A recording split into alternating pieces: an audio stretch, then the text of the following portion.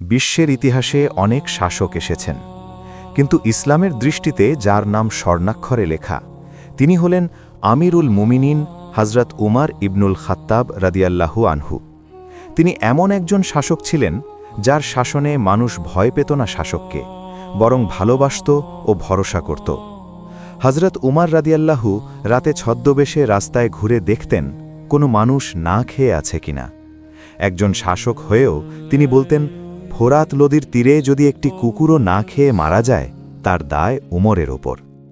তিনি ছিলেন ন্যায় বিচারের প্রতীক, নিজের ছেলেকেও আইনের ঊর্ধ্বে রাখেননি। ধনী গরিব, শাসক প্রজা সবার জন্য ছিল এক আইন।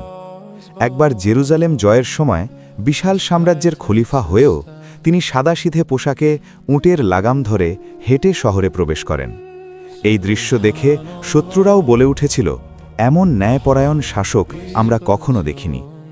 প্রিয় নবী হজরত মোহাম্মদ সাল্লাল্লাহু আলাইহি ওয়াসাল্লাম বলেছেন, আমার পরে যদি কোনো নবী হতো তবে সে হতো উমর।